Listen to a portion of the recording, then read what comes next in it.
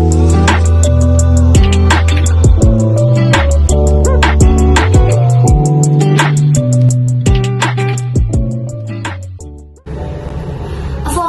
warahmatullahi wabarakatuh. Hai teman-teman, welcome back.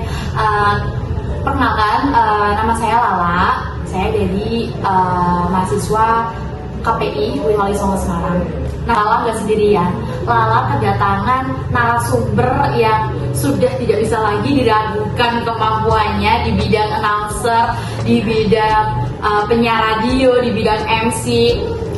Anak Yogyakarta juga, jadi tuh cantiknya tuh nggak usah diragukan lagi ya.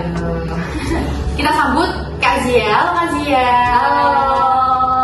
Karena ini masih momen lebaran, Lala mau ngucapin minal aidin wal faizin dulu ke Kak Zia. Mohon maaf lahir dan batin ya Kak Zia. Iya, mohon maaf juga lah ya. Iya. Nah, Kak Zia langsung aja ya. Kak Zia ini kan praktisi di bidang penyiar radio dan juga MC ya. Udah berapa lama sih Kak Zia terjun di bidang ini? Boleh diceritain ke teman-teman? Oke, halo sebenarnya selamat pagi, siang, malam teman-teman ya. Pagi. Kita nggak ngerti apa. Udah berapa lama terjun jadi penyiar radio? Iya. Emang awalnya jadi praktisi komunikasi dari penyiar radio ya. Karena aku juga backgroundnya mahasiswa komunikasi, sebelumnya juga jadi akhirnya terjun ke penyiar, jadi sekalian gitu loh. Itu sebenarnya ikut siaran, latihan siaran tuh pernah dari SMA pernah. Oh, dari SMA ya? Pernah sih, tapi cuman kayak main-main aja di radio komunitas. Tapi belum sempat siaran, cuman kayak main 1-2 kali gitu ya, terus ngeliat studionya. Dan emang dulu ke SMA tuh kayak ada ekskul broadcasting juga di SMA aku dulu. Oh, dari SMA udah ada? Ada ekskul broadcast, cuman belum pernah siaran, belum jadi penyiar. Nah, terus kuliah kebetulan masuknya komunikasi, jadi kayak sekalian aja pengen nyari-nyari, pengen jadi penyiar juga gitu aja ditekunin. Terus mulai dapat itu di semester 3. Semester 3 udah mulai kuliah? Udah kuliah semester 3, terus akhirnya ada lowongan. Terus akhirnya daftar dan diterima jadi penyiar gitu. Sampai sekarang, berarti udah berapa ya? 3 tahun. Oh, udah 3 tahun teman-teman, udah 3 tahun terjun di dunia penyiar radio. Nah Kak Zia, kalau penyiar radio itu kan biasanya spontanitas ya. Apa sih tips dari Kak Zia, cara Kak Zia melatih diri Kak Zia kalau di depan radio itu sedang live ya, sedang live itu agar kata-kata Kak Zia itu bisa tertata gitu. Iya. Kalau siaran sih sebenarnya masing-masing ya. Ada yang memang dia tuh dikasih kayak skrip gitu. Oh, ada skripnya. Ada radio yang kayak gitu. Ada juga yang ya udah kita mau ngomongin apa nih, temanya apa nih, yaudah kita ngobrol, kita cari materi sendiri gitu. Kalau di tempat aku sebenarnya ya itu nyari sendiri. Jadi kita emang nggak ada teks. Jadi emang siaran, kamu hari ini pengen ngomongin apa, ya udah ngomong gitu. Nah, kalau di tempat aku yang penting prepare sih. Jadi misalkan aku jadwalnya hari ini siaran gitu, kita cari topik sendiri. Jadi aku nyari apa nih yang lagi happening gitu ya. Iya. Apa lagi happening, Update gitu ya. Update, terus kita kulik, terus kita bawain deh, kita informasi deh ke para pendengar kayak gitu. Jadi yang penting kita prepare, yang penting kita prepare gitu. Prepare teman-teman. Prepare materi. Nah, kalau penyiar radio itu kan identik dengan suaranya ya kan, pasti ada hal-hal tak terduga yang biasa dialami Kak Zia sebagai penyiar radio. Nah, salah satunya adalah suaranya serak atau sakit tenggorokan ya, karena itu kalau pas hari itu Kak Zia sedang ada siaran nih, tapi tiba-tiba suaranya serak. Gimana sih cara Kak Zia mengatasi hal tersebut? Oke, ini musuh ya sebenarnya, musuhnya para penyiar radio. Iya, buruh suara gitu ya. Buruh suara kan dia. Iya, benar. Yang penting siaran itu kan suara ya. Karena kita kalau misalkan siaran kita belum mandi aja nggak apa-apa, karena kita nggak dilihat. Iya. Tapi suara gitu. Jadi ketika ada sesuatu hal yang memang ganggu banget di suara itu pasti kelihatan banget gitu.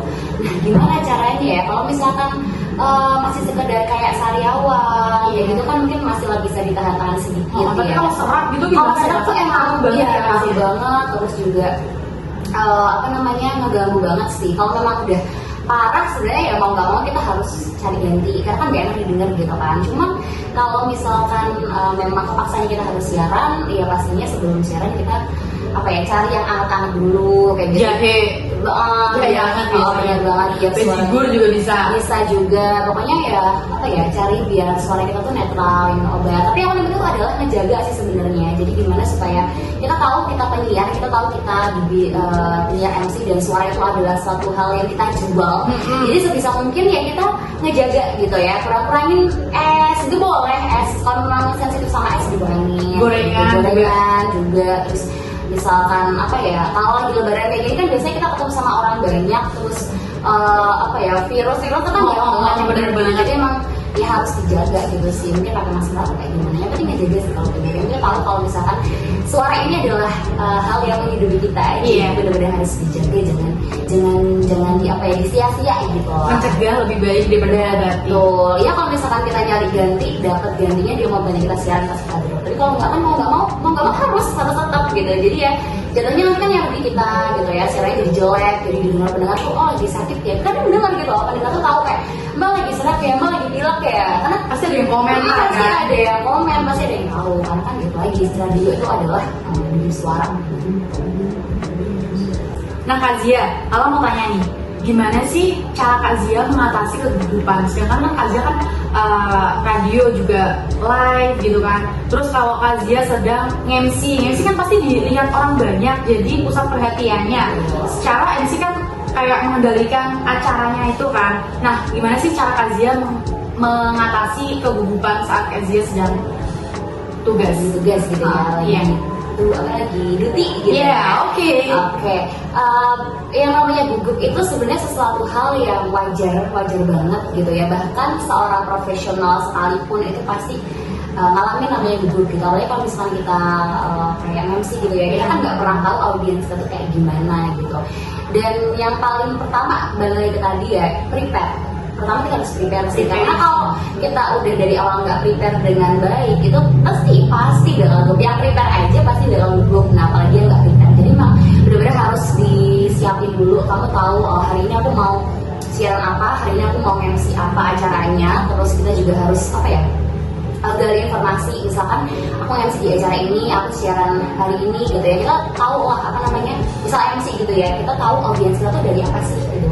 Audiens itu siapa gitu, jadi kita udah tahu nih audiens itu backgroundnya apa, jadi kita bisa tahu gimana cara kita nanti mengemas acaranya gitu. Karena kan beda nih, misalkan kita mau MC di depannya anak-anak sama di depannya pejabat-pejabat misalkan, Beda dong. Pembawaannya beda pasti. Nah kalau misalkan kita nggak tahu nih audiens kita siapa, itu kan repot ya nanti ya gitu. Jadi kita juga bakal bingung gimana caranya nanti kita menyampaikan atau ngebawain acara itu kayak gitu ya. Prepare, terus ketahui audiens, kemudian latihan juga penting gitu. Karena sejauh yang aku tahu juga ya, yang udah profesional banget sekalipun mereka pasti tetap terus latihan gitu. Terus latihan boleh ada juga kadang kalau misalkan MC acara gede gitu biasanya kita ada GR ya, itu penting banget.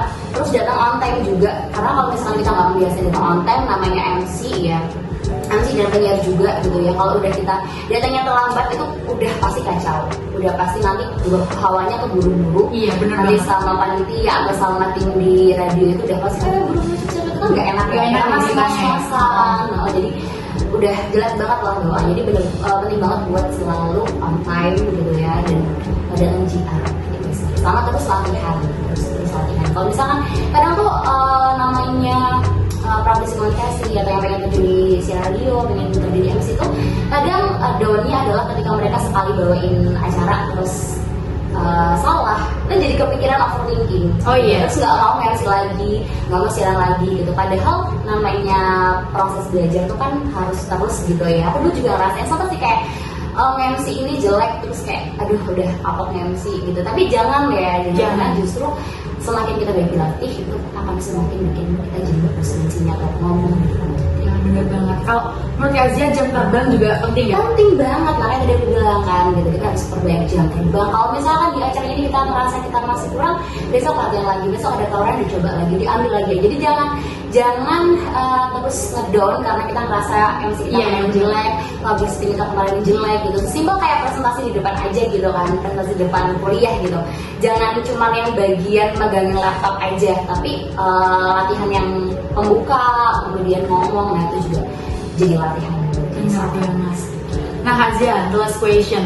Boleh gak sih Kak Zia mempraktekkan siaran radio? Opening aja, opening.